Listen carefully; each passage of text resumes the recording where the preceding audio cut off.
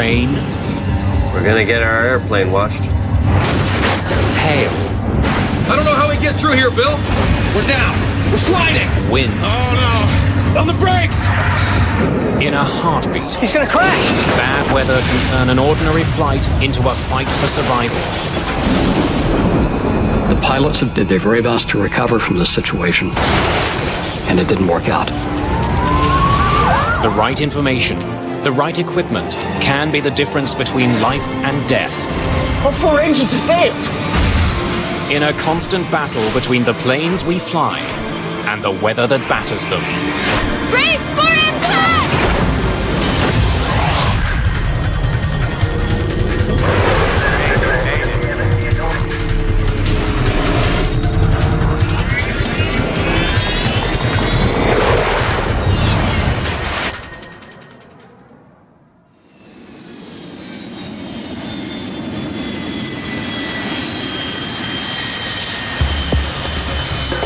It's early December.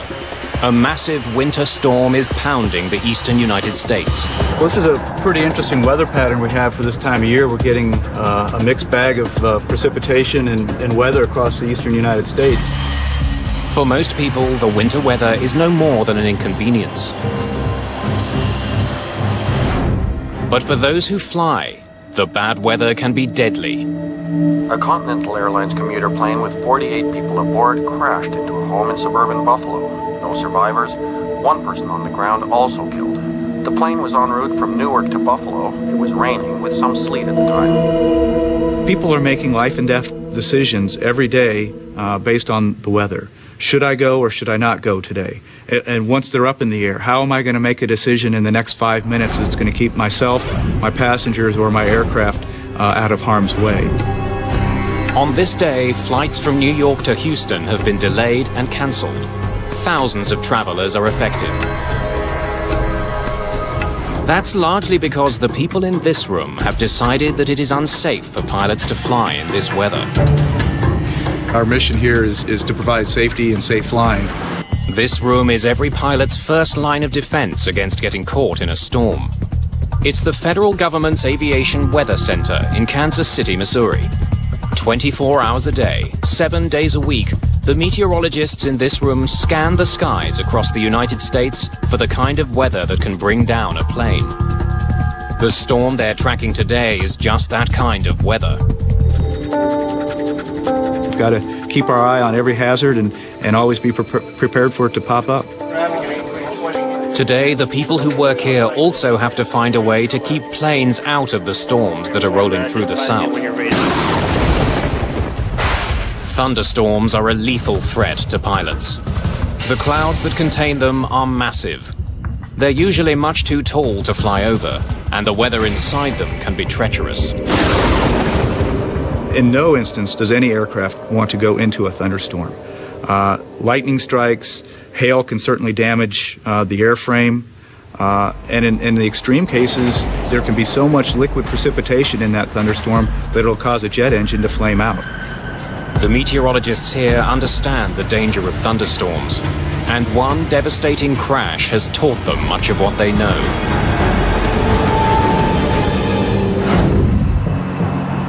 It's April the 4th, 1977.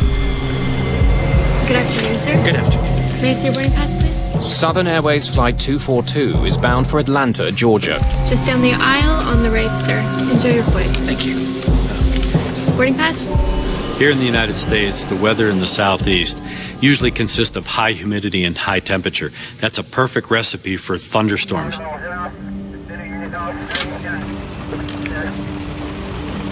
It was raining in Huntsville, and they said, oh, it's going to be some bad weather, don't serve. So we did not serve from Huntsville to Atlanta, which is a very short route, and we were delighted not to be serving.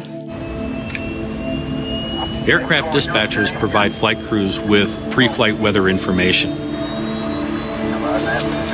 Looks like you guys got a good one coming.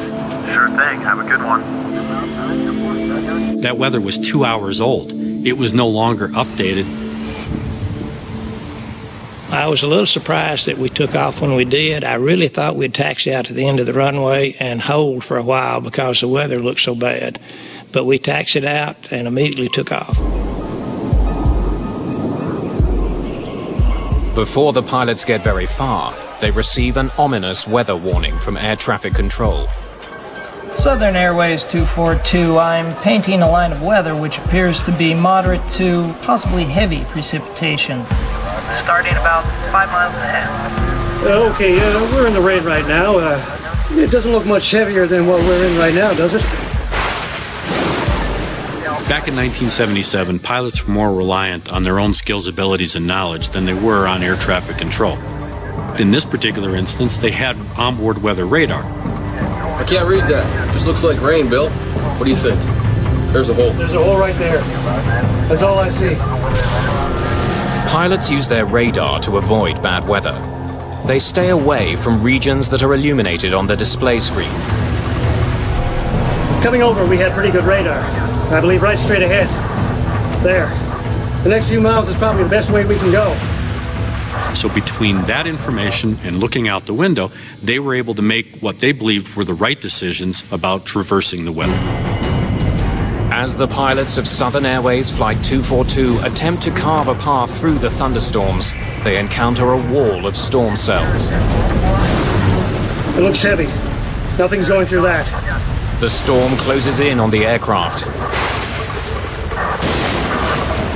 That's a hole, isn't it? It's not showing a hole, is it? The gap between the thunderheads the pilots thought they had seen on their radar no longer seems to exist. Pilots don't like thunderstorms in any way, shape, or form, only because it poses a threat to the safe operation of the airplane. Because of the high velocity winds, the potential for hail, wind shear, that all has a dramatic effect on the capabilities of not only the pilot, but of course the aircraft as well.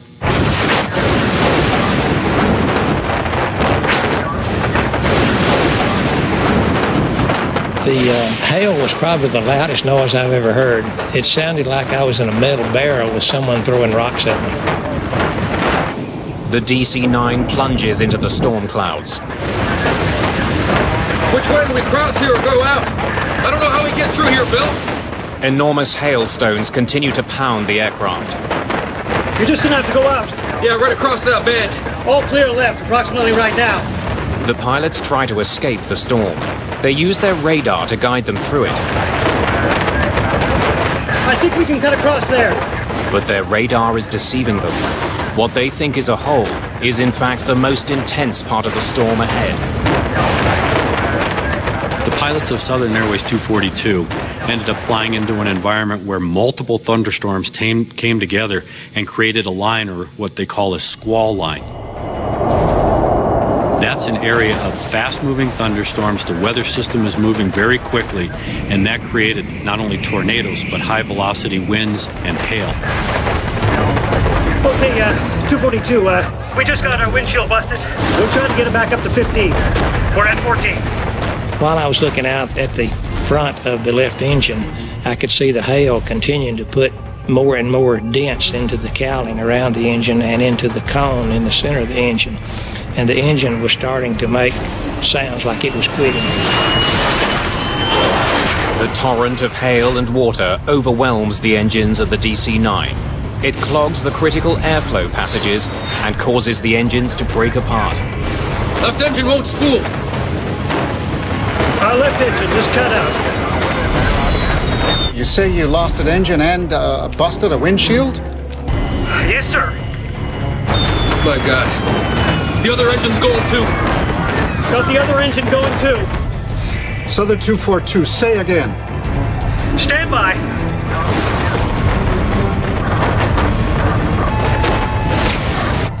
We lost both engines. What happens next leads to one of the most horrific crashes in aviation history and spurs fundamental changes to the way weather forecasts are made. Brace for impact! Got the other engine. High above Georgia, Southern Airways Flight 242 is falling from the sky. We lost both engines. This DC-9 is a glider, and it's falling at 56 feet per second.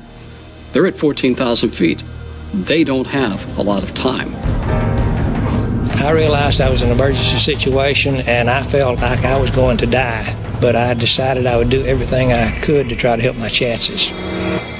The plane emerges from the storm with 2 dead engines. Get those engines started.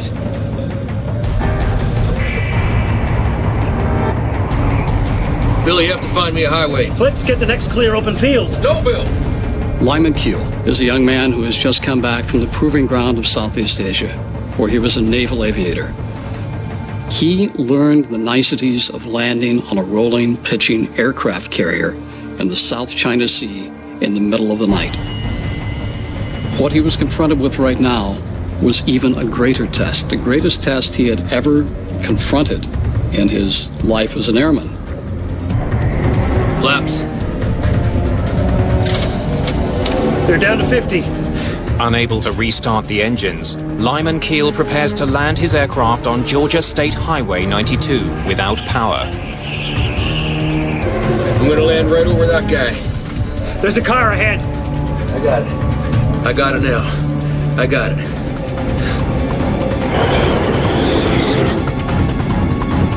Brace for impact!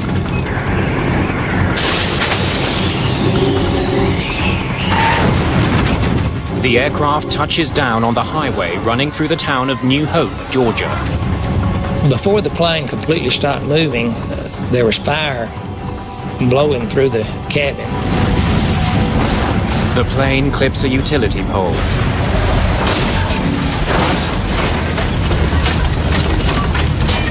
And slams into a gas station. Where I found myself after we woke up was sort of indescribable. And I could see a crack of light, and I thought, I'm going through that crack of light, come hell or high water.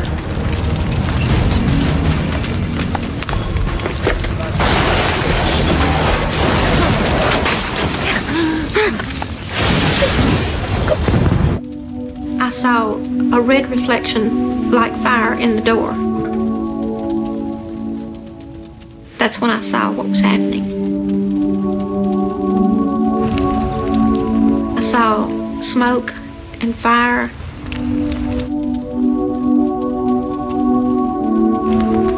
And the people that were coming toward me, they weren't screaming, they weren't yelling, they were quiet. I got back to the kitchen and I was just circled by people. They knew they were in a house, and I guess they felt safe, and they needed somebody to help them.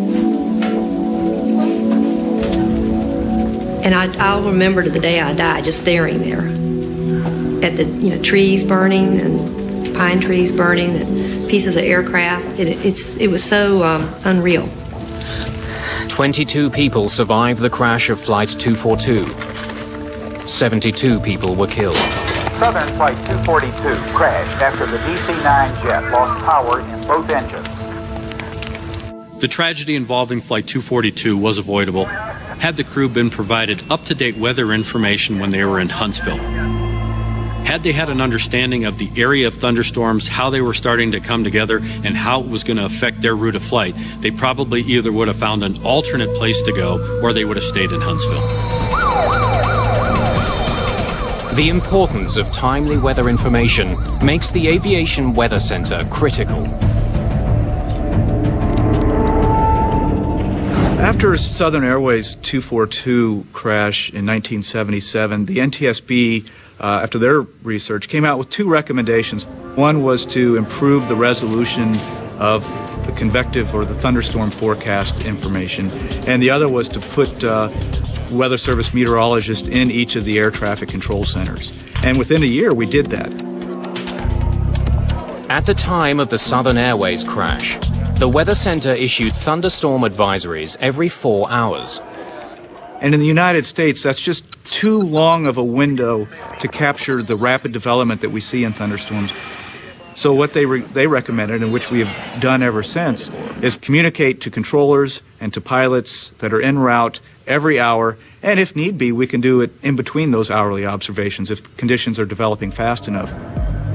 As a result of the crash, the Weather Center created a new position: a meteorologist who does nothing but monitor the skies above the United States for thunderstorms.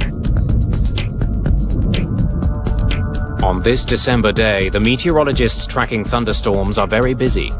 Storms that had battered Atlanta are on the move. And you can see up in here there's a minimum of aircraft, especially where those heavier storms were over eastern North Carolina. In addition to providing weather reports, the people here perform other crucial tasks. When the weather gets bad enough, they can also shut down huge areas of airspace. They do that by issuing warnings called SIGMETs. It's short for Significant Meteorological Information. It's an advisory to pilots to steer clear of the bad weather. Right now on radar. Once we become aware or are highly confident that there will be some dangerous weather, there's severe turbulence or severe icing, then we will issue what's called the SIGMET. Today's storms are so severe that the meteorologists at the Aviation Weather Center are declaring areas of airspace out of bounds for aircraft. We issued a large area from Norfolk down through the coastal waters of Georgia for severe thunderstorms. Issuing a SIGMET is simple. The meteorologists highlight the area that planes are to avoid on their computers. The information is passed on to dispatchers, air traffic controllers, and pilots around the country. Planes are diverted immediately. The SIGMET issued by the Aviation Weather Center affects hundreds of flights along the eastern seaboard. Once it's issued, pilots often have to find a way around the danger zone. It's no longer just a suggestion. There are legal consequences to people to adhere to what we've put out. They're just legally not allowed to go into that airspace while that SIGMET's in effect. Declaring a SIGMET has enormous implications. Shutting down a volume of space that's the size of, say, Georgia. So that severely impacts traffic. The FAA and the air traffic controllers now need to decide how they're going to, as a system, move these routes and these aircraft, which can be hundreds of them operating in this space, around this particular hazard over the next 4 to 6 or even longer hours. Planes can fly around the area affected by a SIGMET, but that increases travel time and costs the airlines in extra fuel. The alternative is to keep planes on the ground until the SIGMET is lifted. They may increase safety, but SIGMETs are a headache for airlines and air traffic controllers. It averages out about 7,000 planes to 8,000 planes at any moment being managed. And so when you start shutting down large areas of airspace, which we certainly can do on a very active thunderstorm day, it leaves very little operating room for air traffic controllers to put planes through. Technology allows the meteorologists here to keep planes away from dangerous weather. But in aviation, some of the most dangerous weather is all but invisible.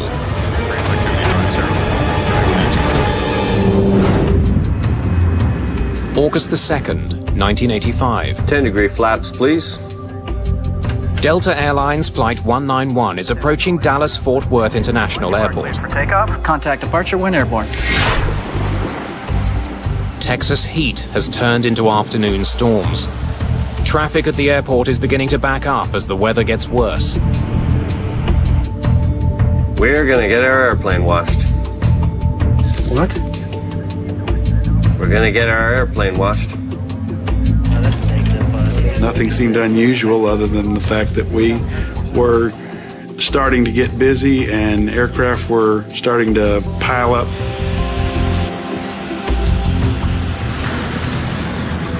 Tower, Delta 191 Heavy, out here in the rain. Feels good. 191 Heavy. We're not getting any bad warnings from the weather or from other pilots, which we rely on as they come through it. As the pilots of Delta 191 prepare for landing, the rain begins to fall harder. It seemed like the closer we got in the DFW, the worse the weather got. And it was turning into the rain instead of going around it. At the foot of the runway, one of the most ferocious types of storm clouds stands in their way. Before landing check. Landing gear. Down, 3 green.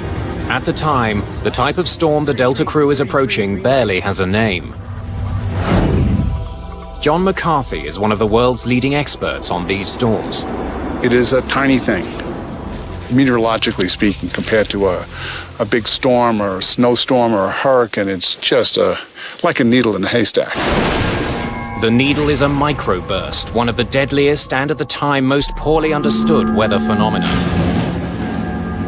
They've taken down airliners before.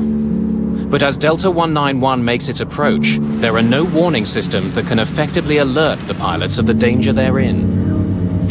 Prior to 1985, the radars on board the aircraft were built to detect thunderstorms, essentially heavy areas of precipitation. They were not effective. They were not even designed to detect the microburst. If you're at the kitchen sink and you turn on the water and it goes straight down and it splashes out in all directions. And that's kind of what a microburst is, except that it is extremely bad news if you're an airplane flying through it. When a plane hits a microburst, it encounters a complex and powerful set of conditions. Downdrafts and tailwinds batter a plane. It's a deadly combination. At its maximum strength, it's no more than 2 miles across, and it lasts no more than 15 minutes. So if you look at that little space and time window, it's very small.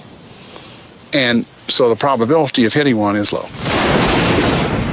Just short of the runway, Delta 191 flies into the microburst. We're gonna lose it all of a sudden. There it is.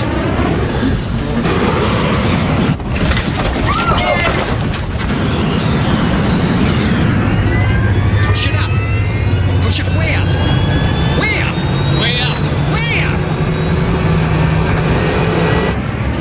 I pulled my seatbelt tight as I could, but at the same time, you could hear a pin drop. Nobody was talking. Hang on to the son of...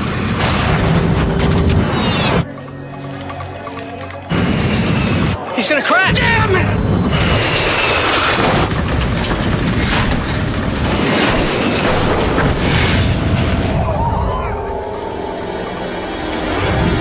The pilots of Delta Flight 191 did their very best to recover from this situation, and it didn't work out. I must have caught sight of him just at the last millisecond, and he cartwheeled into the tank in just an instant, and then of course there was fire, not a ball of fire, but a wall of fire. It seemed like it was only a few seconds, 5 seconds at the most. I don't know how long it was. Everything was stopped. Then all of a sudden you look up and it's just nothing there. Everything's gone. You just see the whole big picture outside, like the plane just opened up.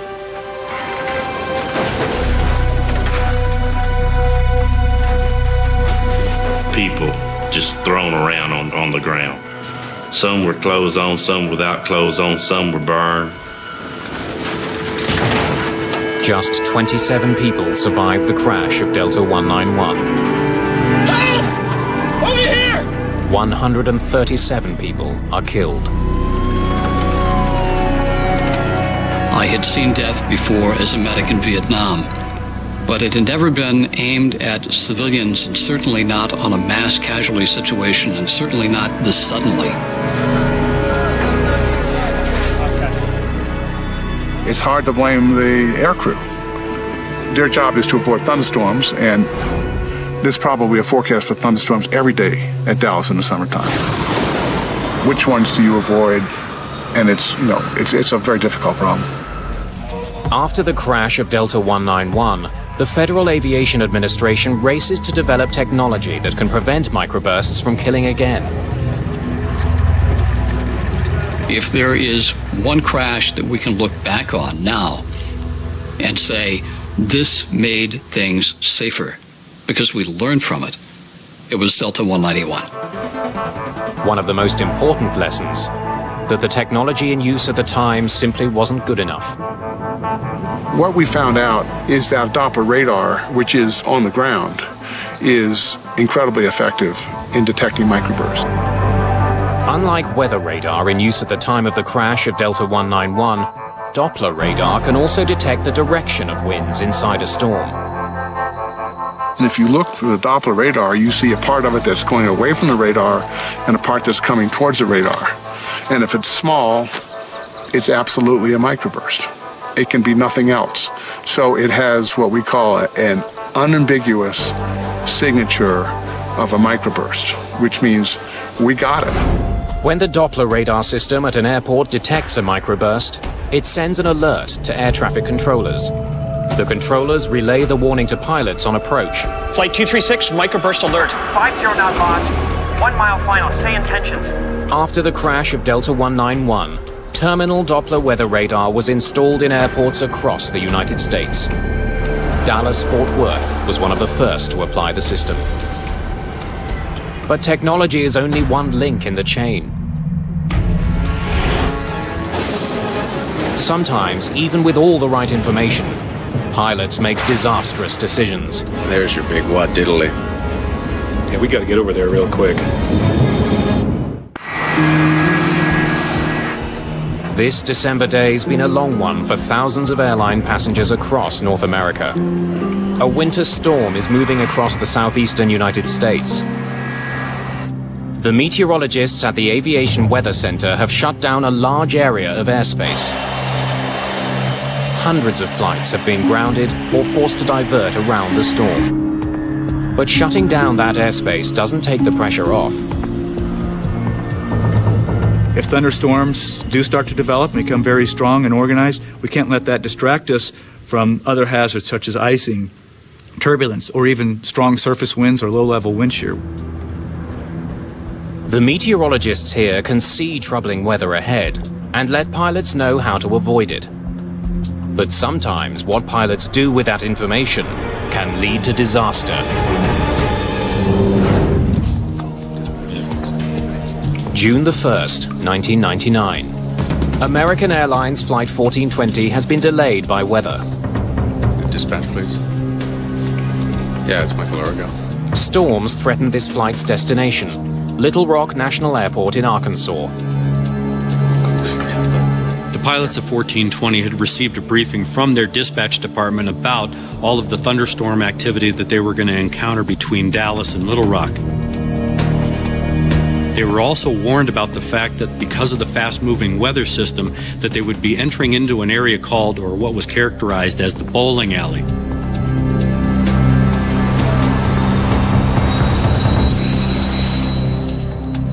Two hours behind schedule, the pilots decide to make the flight.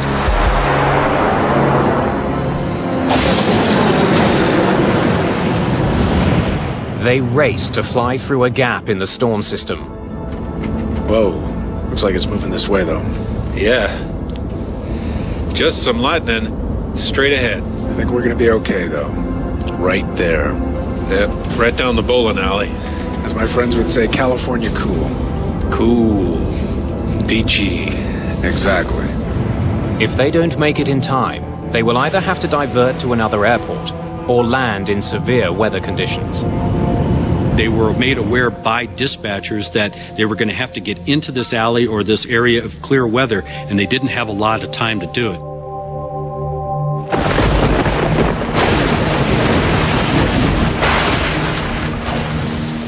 But as they near the airport, the weather gets even worse. American 1420, it appears we have a second part of the storm moving through. The wind now is 340 at 16, gust 34. Okay, did you notice something? Did you see the airport there? Where? There, okay, right. You're on a base for it, okay? It's right there. Well, I'm on a base now? It's like a dog leg. We're coming in, and there it is, right there. I lost it.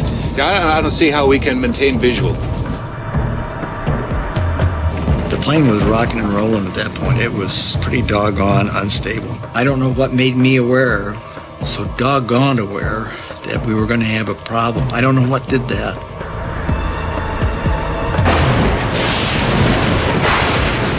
One of the things that we analyzed was a statement by the captain that was recorded on the cockpit voice recorder. See, I hate droning around visual at night and weather without having any clue where we are. It gave us an indication that they didn't have situational awareness. They didn't really understand the gravity of the environment that they were flying into. American 1420. Right now we have heavy rain on the airport. I don't have new weather for you, but visibility is less than a mile. And the runway 48 RVR is 3,000. As the pilots of American Airlines Flight 1420 attempt to land, visibility has been reduced even further. The wind's now 350 at 30, gusts 45. Can we land? 030 at 45, American 1420. 3,000 RVR, we can't land on that. No, 3,000 if what you do look we at... need? No, it's 2,400 RVR. Okay, right. Yeah, we're fine. The stress level of a pilot increases, especially in an environment where there's thunderstorms, only because multiple decisions are having to be made in very short periods of time. 15. Landing gear down. And lights, please. The pilots could divert to another airport, but they decide to attempt the landing. Air traffic controllers have detected a dangerous crosswind on the runway. Wind shear alert. Center field wind 350 at 32. Gusts 45. North boundary wind 310 at 29. Northeast boundary wind 320 at 32. 1,000 feet. 20. 40-40 land. This is a can of worms. Wind is 330 at 28. I'm gonna stay above it a little. There's a runway off to your right. You got it? No. I got the runway in sight. You're right on course. I got it. Stay where I got it. Wind 330 at 23. Damn, we're off course. No, I can't see it. Way off. I can't see anything. Got it? Got it! With winds pounding the airport and the runway slick with rain, the pilots make their final approach. 40. 30. 20. 10.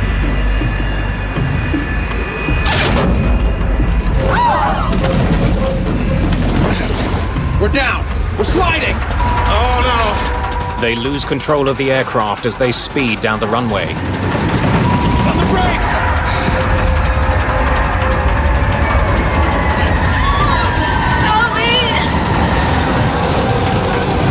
Other one.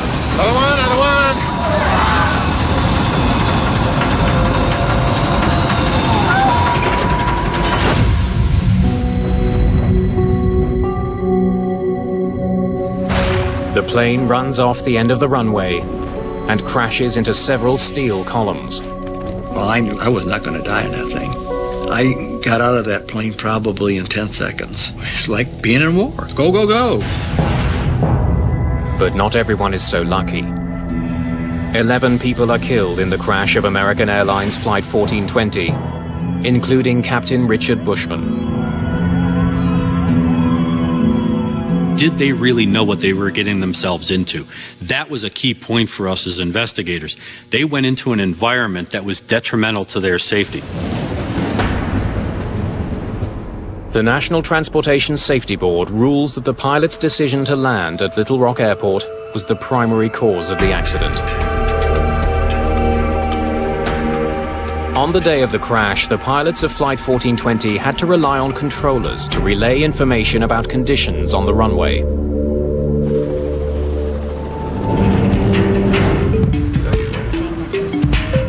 At the Aviation Weather Center, meteorologists are trying to get rid of that middleman.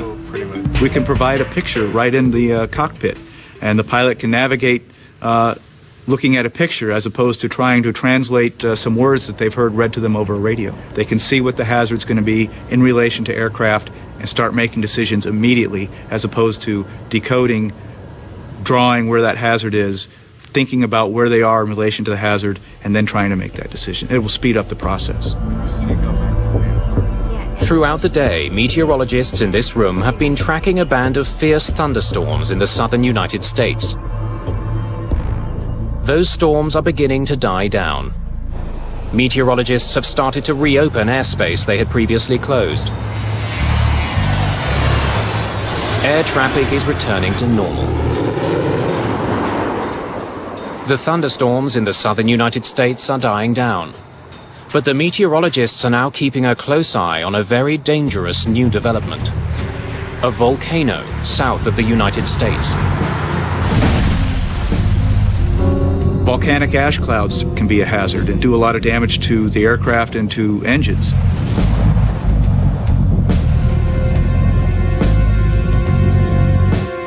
Nolan Duke is tracking weather over the Gulf of Mexico.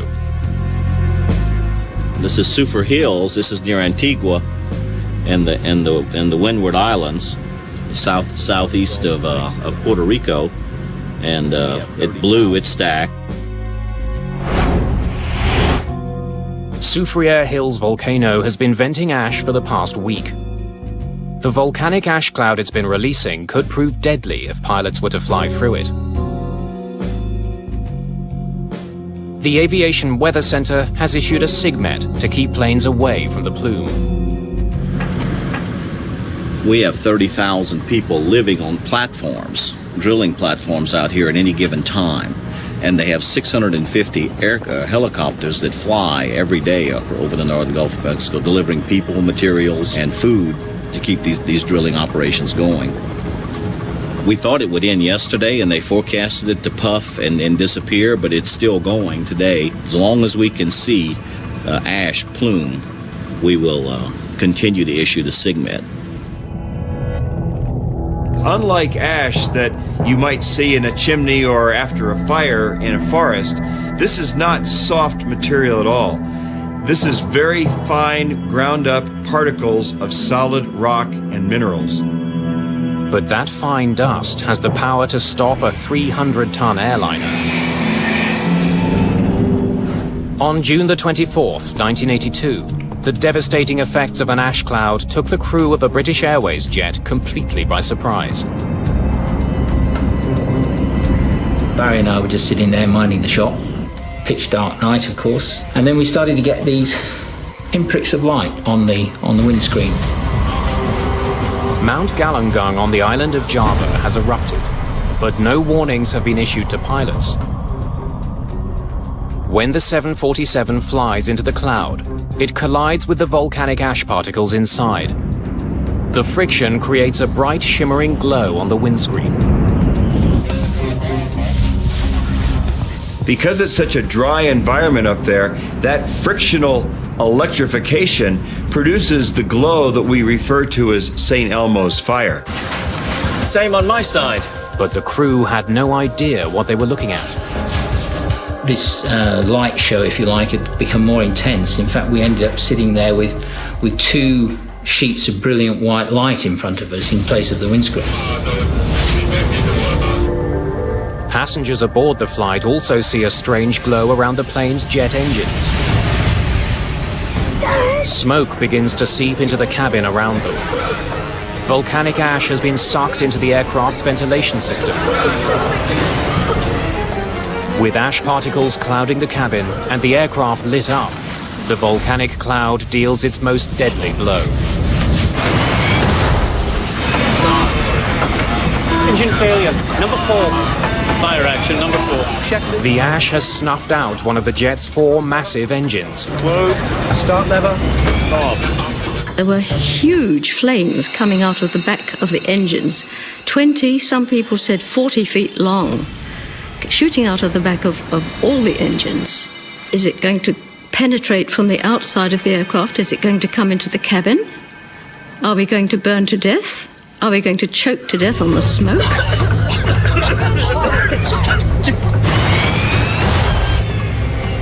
Number 2, engine's gone. All right then, begin the engine shut. No, wait! They've all gone. All 4 engines are fed. The other 3 just went out almost immediately, and that's when it begins to be a serious emergency. A minute and a half, we've gone from 4 engines running normally to having none. The 747 is suddenly powerless, and it's quickly falling to the sea. Starting the engines has become the crew's only priority. But volcanic ash is making that task impossible. The temperature in the combustion chamber where this ash was flowing through are around 2,000 degrees centigrade.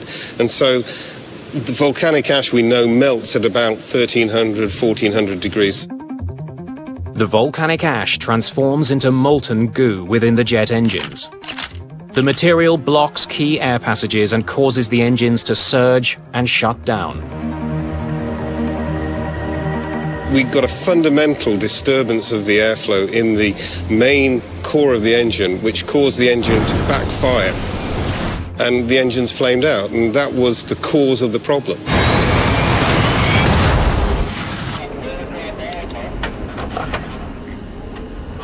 Roger, declare emergency.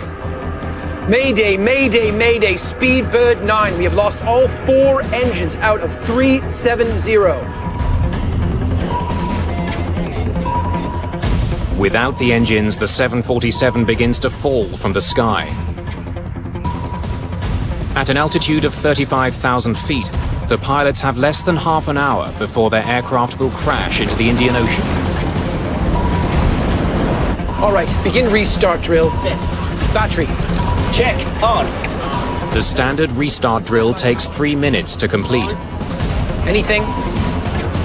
Anything? No. Again. All right then, from the top, battery. The crew will have fewer than 10 attempts to start the engines. Fire switch. In. British Airways Flight 009's dead engines are having an effect inside the cabin. The engines usually maintain air pressure.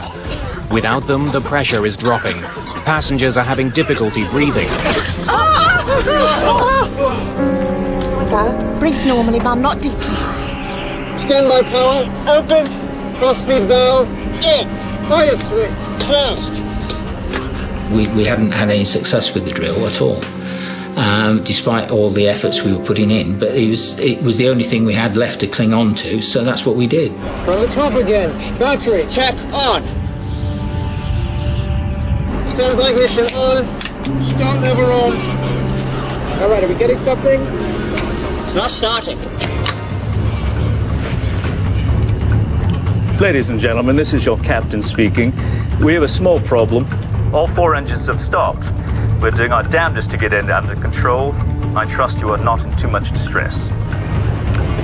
We had very few chances left of starting the engines before having to turn out to sea again, because we wouldn't have been able to clear the mountains on the south coast of Java. Then, with just 12,000 feet separating British Airways Flight 009 from the ocean, Fuel pressure. engine number 4 roars to life.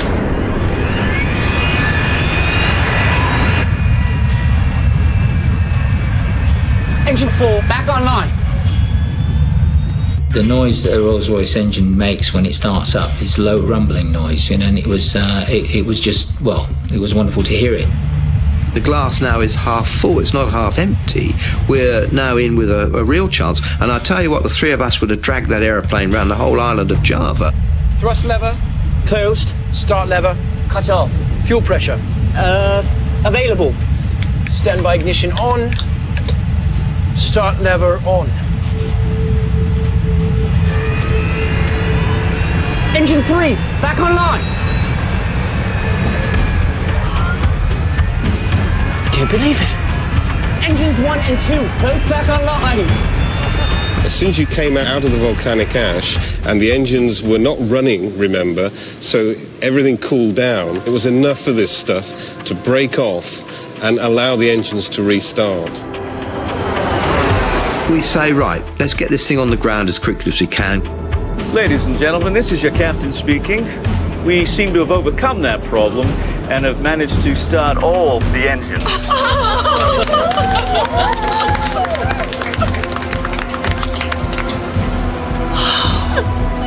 We are diverting to Jakarta and expect to land in about 15 minutes.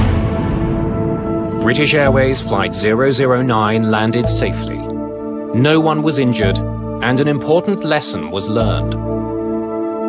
We have learned quite a bit, and we've incorporated this learning into pilot training. Pilots now, for example, know what signs to look for.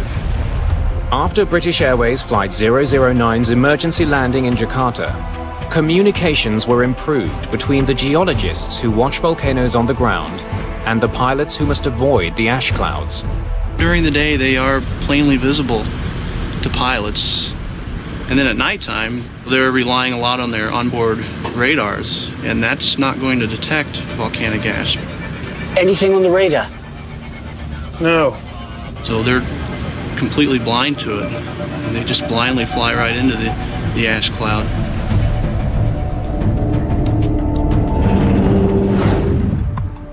Today, meteorologists were forced to shut down airspace due to violent thunderstorms and volcanic ash.